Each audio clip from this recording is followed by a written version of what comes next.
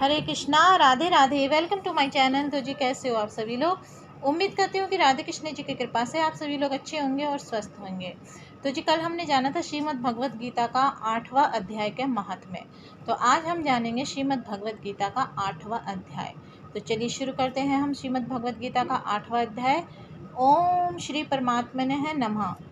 इस प्रकार भगवान के वचनों को ना समझकर अर्जुन बोले, हे पुरुषोत्तम, जिसका आपने वर्णन किया है वह ब्रह्म क्या है, अध्यात्म क्या है, कर्म क्या है और अधिभूत नाम से क्या कहा गया है, अधिदेव नाम से क्या कहा जाता है।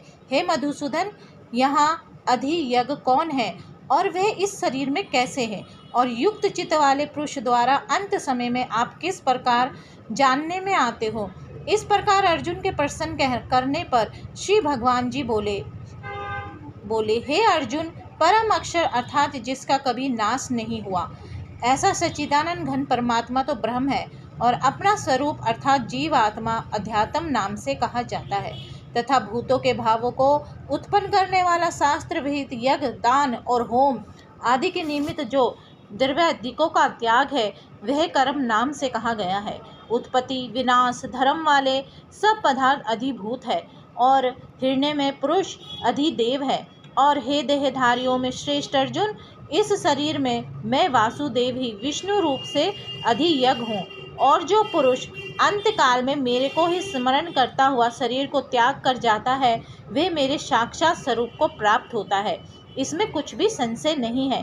कारण कि हे कुंती पुत्र अर्जुन, ये मनुष्य अंत काल में जिस भी भाव को स्मरण करता हुआ शरीर को त्यागता है उसको ही प्राप्त होता है, परंतु सदा उसे ही भावों को चिंतन करता हुआ, क्योंकि सदा जिस भाव का चिंतन करता है अंत काल में भी प्राय उसी का स्मरण होता है।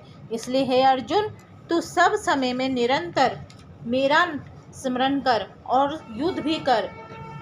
इस प्रकार मेरे में अर्पण किए हुए मन बुद्धि से युक्त हुआ निसंदेह मेरे को ही प्राप्त होगा। हे पार्थ, ये नियम है कि परमेश्वर के ध्यान के अभ्यास रूप योग से युक्त अन्य तरफ ना जाने वाला चित्त से निरंतर चिंतन करता हुआ पुरुष परम प्रकाश में रूप दिव्य पुरुष को अर्थात परमेश्वर को ही प्राप्त होता है।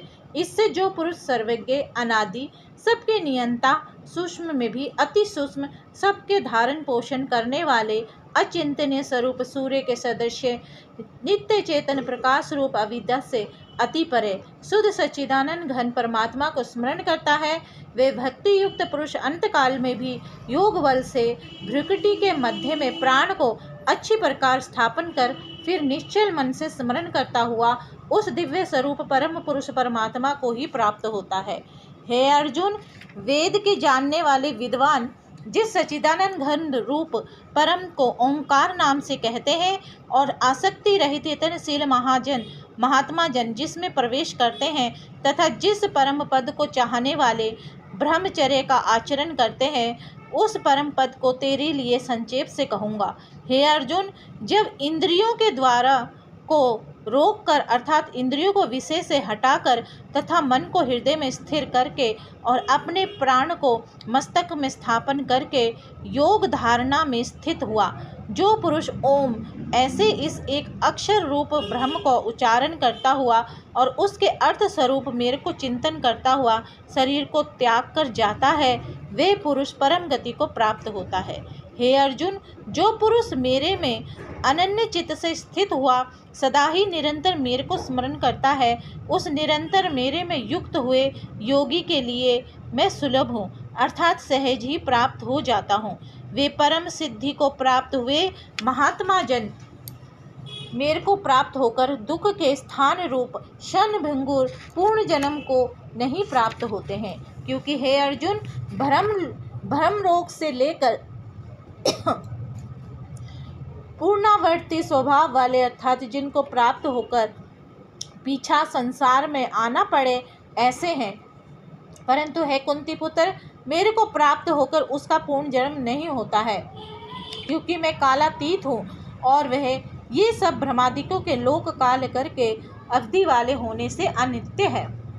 हे अर्जुन, ब्रह्मा का जो एक दिन है उसको 1000 चौकड़ी युग तक अवधि वाला और रात्रि को भी 1000 चौकड़ी युग तक अवधि वाला जो पुरुष तत्व से जानते हैं, अर्थात काल करके अवधि वाला होने से ब्रह्मलोकों को भी अनंत जानते हैं, वे योगी जन काल के तत्व को जानने वाले हैं।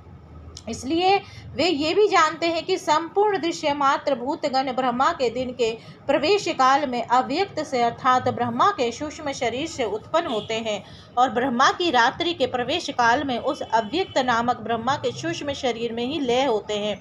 वे ही यह भूत समुदाय उत्पन्न होकर प्रकृति के वश में हुआ रात्रि के प्रवेश काल में लय होता है और दिन के प्रवेश काल में फिर उत्पन्न होता है।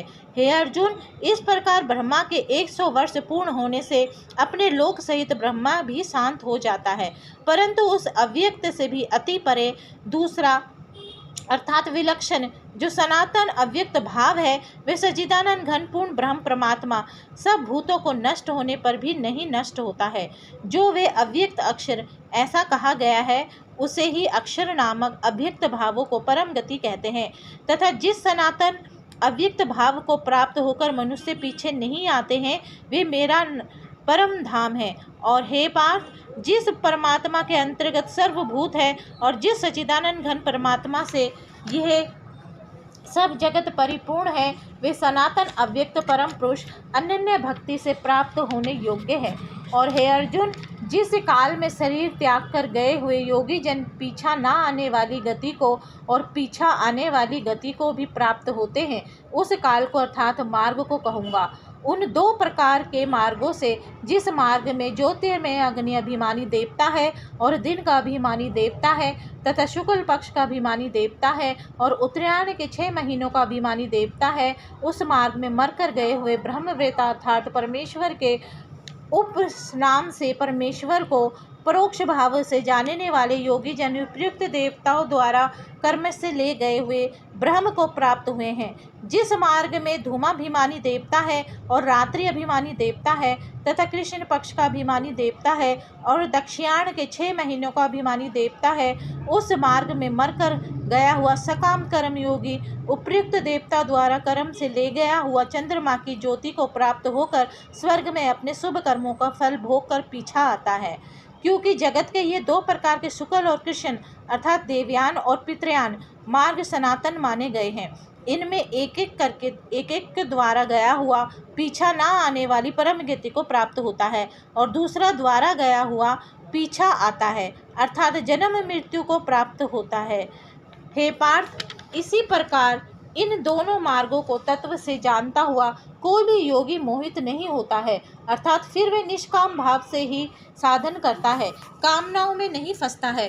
इस कारण हे अर्जुन, तो सब काल में सम तत्व बुद्धि रूप योग से युक्त हो अर्थात निरंतर मेरी प्राप्ति के लिए साधन करने वाला हो। क्योंकि योगी पुरुष इस रहस्य के तत्व से जानकर वेदों को पढ़ने में तथा यज्ञ तप और दानादिकों के करने में जो पुण्य फल रहा कहा है, उस सब को निसंदेह उल्लंघन कर जाता है और सनातन परम पद को प्राप्त हो जाता है।